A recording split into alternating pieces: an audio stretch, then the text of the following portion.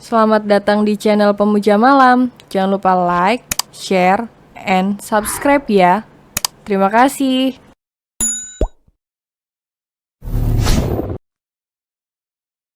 Episode 7. Hanya seperti bayangan. Oh aja, kamu ngeselin tahu nggak? Kamu nggak tahu gimana malunya aku jadi bahan gunjingan orang karena gagal menikah. Aku tahu, sayang, kan bukan hanya kamu yang jadi bahan gunjingan, tapi aku juga. Aku dikira selingkuh dengan dia, padahal sedikit pun aku tak pernah tertarik padanya. Jadi mana mungkin aku selingkuh dengan dia? By the way, mana dia? Mata Sarah sibuk celinguk mencari keberadaan Nazila. Entah, mungkin sudah tidur. Jawab Noran acuh sambil mengedihkan bahunya. Lalu Noran beranjak menuju dapur untuk mengambil minum dan tiba-tiba ia terlonjak. Kau, Noran menyipitkan matanya saat melihat Nazila yang sedang menyantap mie instan. Ada apa sayang? Tanya Sarah seraya menghampiri Noran. Kau, ngapain kamu di sini? Kamu mau menguping pembicaraan kami? Tuding Sarah dengan sorot mata penuh kebencian. Enggak. Jawab Nazila acuh tak acuh. Lalu ia membuang sisa mie instannya. Ia sudah kehilangan selera semenjak mendengar suara decapan dari ruang tamu tadi. Kemudian ia mencuci mangkoknya dan bersiap masuk ke dalam kamar. Dia nyebelin banget sih sayang. Ucap Sarah manja. Kan dari dulu dia emang begitu. Karena itu aku jadi sedikit ragu kalau dia yang udah menjebakku. Ucap Noran jujur. Kamu jangan mudah percaya dengan wajah polosnya. Dia itu cuma sedang mencari simpati. Siapa lagi coba yang bisa menjebak kalian? Yang masuk ke dalam villa hanya dia. Yang tahu udah satu ranjang sama kamu juga cuma dia. Yang akhirnya diminta menikah sama kamu ya dia.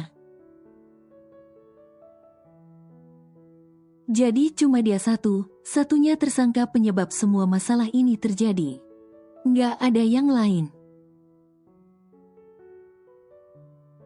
Ucap Sarah penuh keyakinan. Entahlah sayang, aku pun bingung. Kenapa mesti bingung sih sayang? Jangan kau mulai mempedulikan dia. Ucap Sarah tak suka. Jangan berpikiran macam-macam. Mana ada aku seperti itu? Ucap Noran seraya memeluk tubuh Sarah. Sayang, aku menginap di sini ya malam ini. Pinta Sarah dengan memasang wajah memelas. Bukannya nggak boleh, sayang, tapi nggak ada kamar lagi di sini. Ucap Noran jujur. Cek kan aku bisa tidur bareng kamu? Hah, no, maaf sayang, aku nggak bisa. Kenapa? Takut hilaf? Hilaf juga nggak apa-apa kan aku calon istrimu. Tukas Sarah sambil memainkan jarinya di atas dada Noran. Tapi Noran langsung menangkap jemari itu dan menggenggamnya. Sorry, sayang, aku nggak bisa, aku antar ya, bujuk Noran. Kamu sama aku nggak mau, tapi sama dia bisa. Bullshit tahu nggak sih? Bentak Sarah kesal. Sayang, kamu kan tahu, aku melakukan itu tanpa sadar. Bukan berarti aku suka melakukannya, tapi kamu udah melakukannya. Enggak, kau boleh tanyakan sendiri padanya. Kalaupun aku mau, dia udah jadi istriku sekarang, jadi itu enggak dilarang. Sedangkan kita belum menikah. Dan aku nggak mau melakukan perbuatan terlarang seperti itu. Cukup satu kali aku melakukan dosa di luar batas. Dan aku tak ingin mengulanginya kembali. Tegas Noran berharap Sarah mau mengerti dirinya, yang tidak mau melakukan hubungan di luar pernikahan. Malam ini di kediaman orang tua Noran, sedang menyelenggarakan anniversary pernikahan Gultom dan Diana. Sejumlah petinggi perusahaan dan kolega pun sudah tampak memenuhi rumah besar itu. Tampak Noran tampil begitu gagah dengan tuxedo berwarna marun yang dia kenakan. Senada dengan dress yang dikenakan Sarah. Ya, Sarah masih menjalin hubungan baik dengan keluarga Noran. Jadi ia tetap diperlakukan spesial oleh keluarga itu. Apalagi terlepas dari masalah gagalnya pernikahan Noran dan Sarah bukan karena kesalahan Sarah. Kedua orang tua Noran pun ikut merasa bersalah. Karena itu terlepas Sarah yang batal menjadi istri dari putra mereka. Tapi mereka tetap memperlakukan Sarah seperti putri mereka sendiri. Sebagai menantu, tentu Nazila pun juga ada di dalam pesta itu. Tapi ia hanya seperti bayangan. Ada tapi tak dianggap. Nazila pun duduk menyendiri di sudut kolam renang. Sambil memandangi langit malam yang bertabur bintang. Kamu kenapa di sini, sayang? Ayo gabung dengan yang lain, ajak Diana. Tapi Nazila hanya tersenyum tipis lalu menolak secara halus.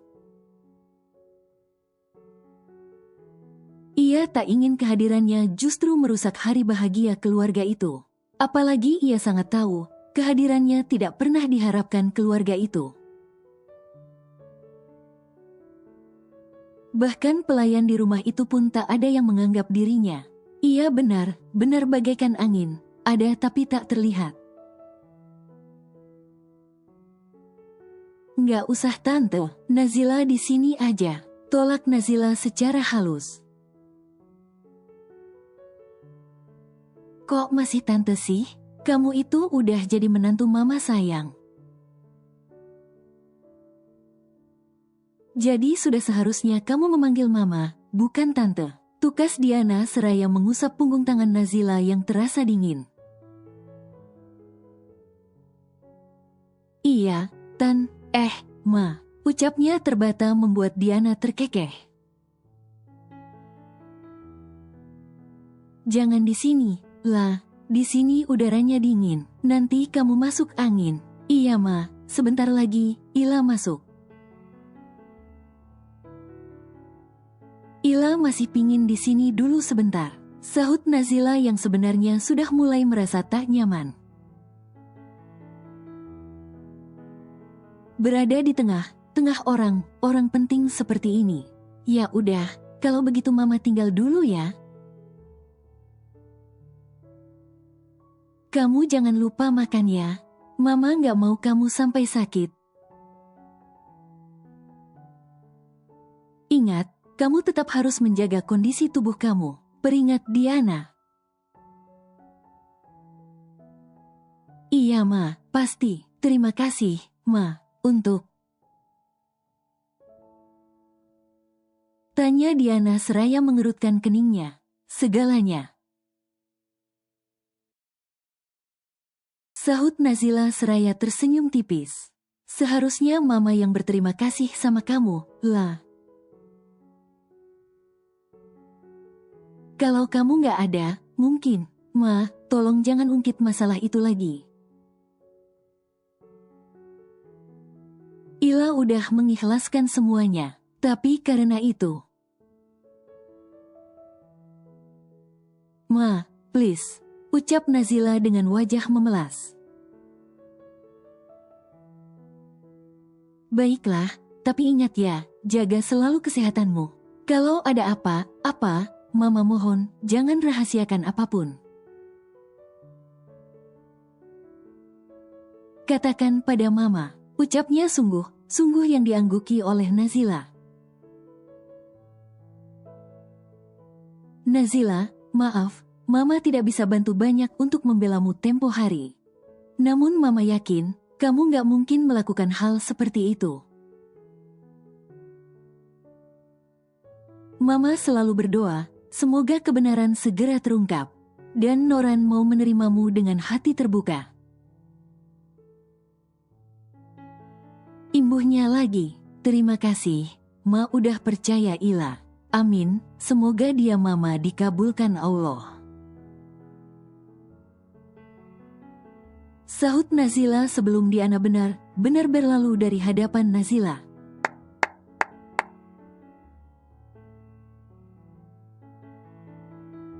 Wah, hebat. Ternyata kamu udah berhasil mengambil simpati Tante Diana,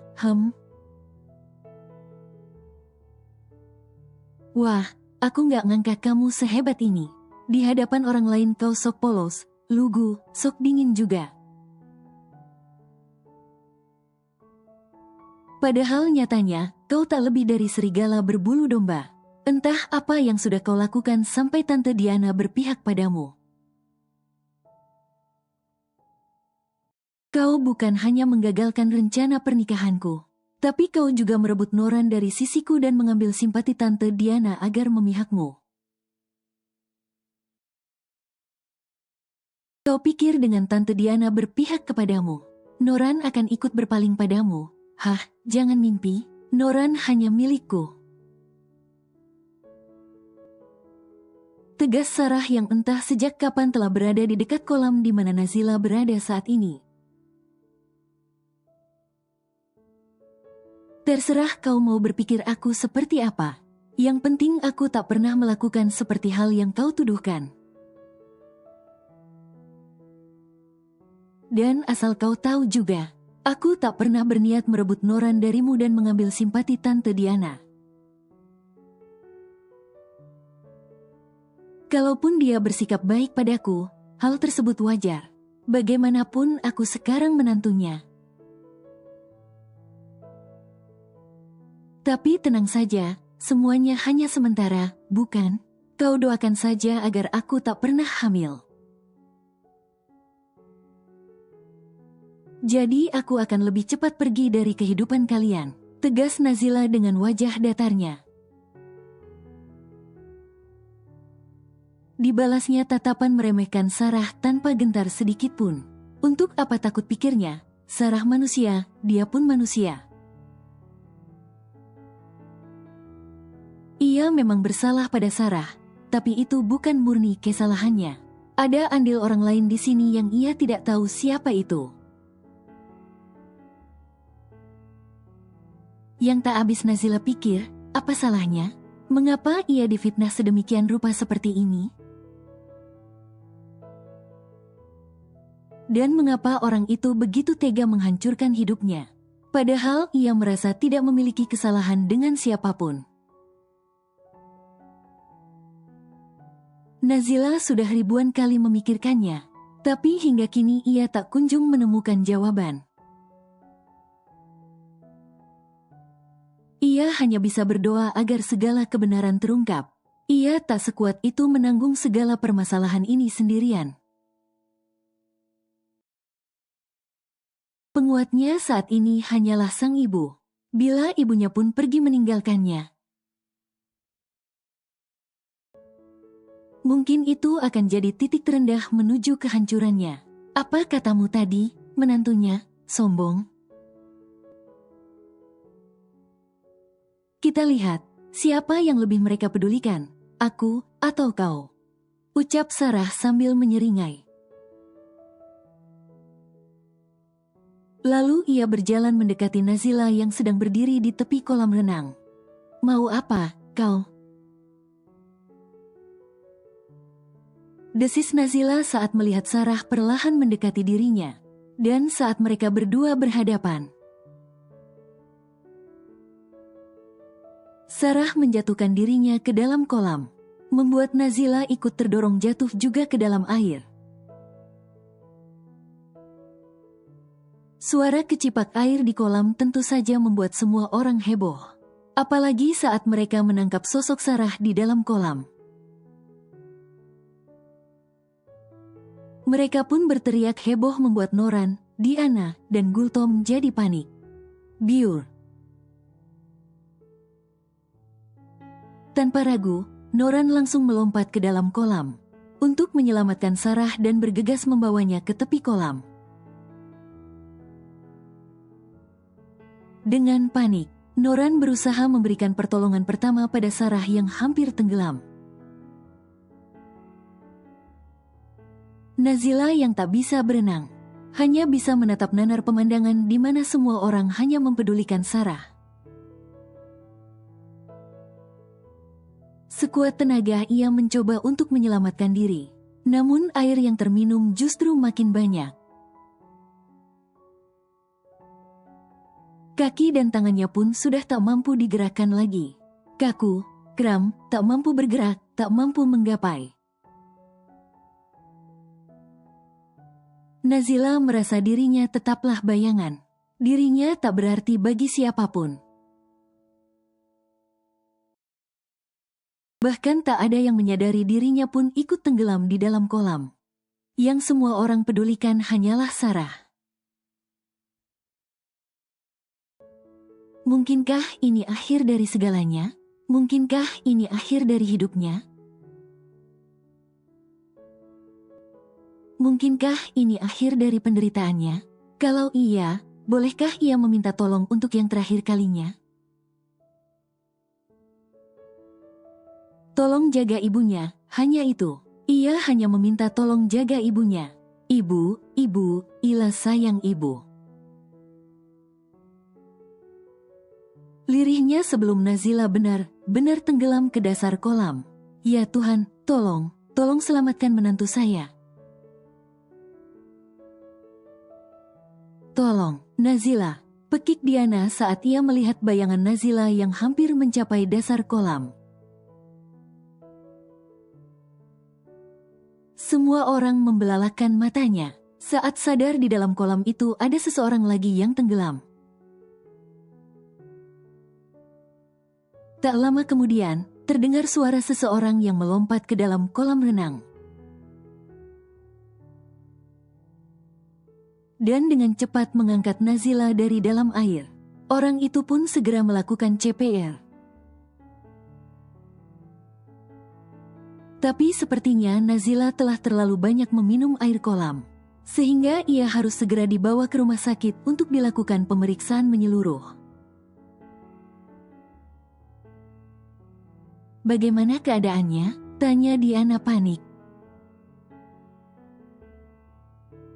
Kita harus segera membawanya ke rumah sakit sebelum semuanya makin fatal. Tubuhnya sudah makin dingin dan hampir membiru. Ucap seseorang itu. Diana pun meminta sopirnya segera menyiapkan mobil untuk membawa Nazila ke rumah sakit dengan segera. Ya Tuhan, Nazila, semoga kamu gak apa-apa, nak. Ya Tuhan, selamatkanlah Nazila. Lirih Diana sambil mengekori Nazila yang telah dibawa masuk ke dalam mobil. Bagaimana keadaannya, dok? Tanya Kevin saat seorang dokter keluar dari ruang UGD tempat di mana Nazila diperiksa. Iya dok, bagaimana keadaan menantu saya? Timpal Diana yang tak kalah panik. Bisa kita bicara di ruangan saya? Ujar dokter itu. Kevin dan Diana pun mengangguk. Lalu mereka mengikuti langkah dokter itu menuju ke ruangannya. Setelah keduanya masuk, mereka pun dipersilahkan duduk untuk mendengarkan penjelasan dokter. Keadaan pasien saat ini sudah jauh lebih baik. Beruntung pasien dibawa tepat waktu kemari, bila tidak,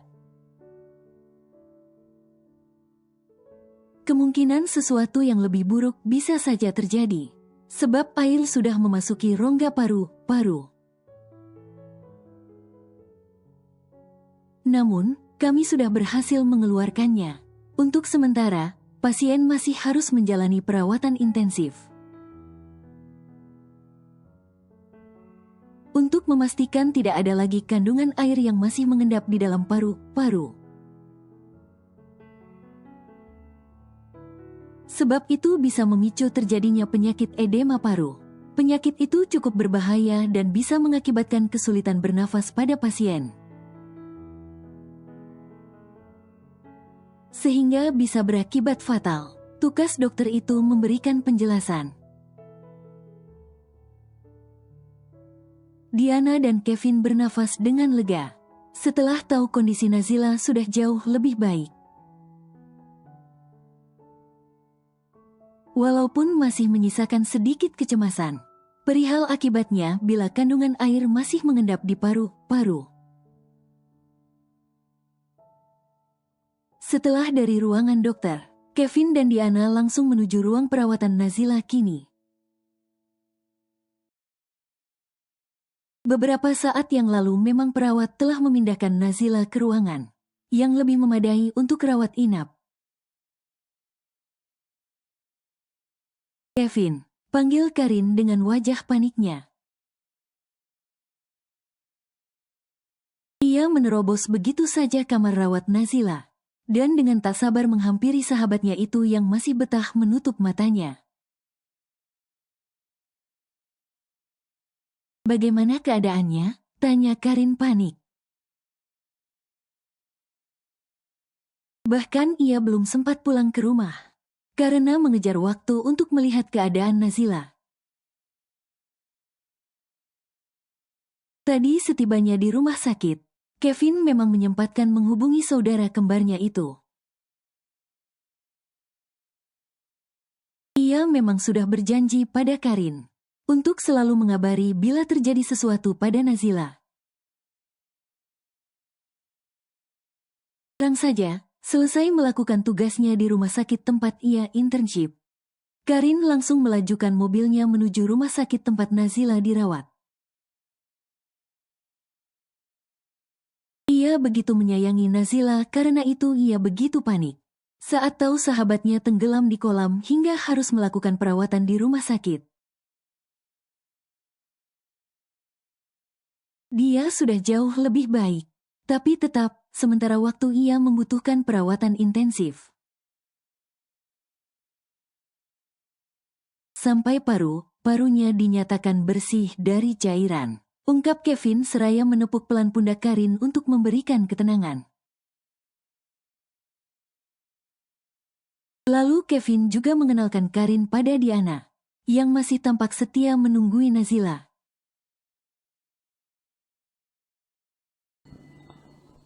Bersambung.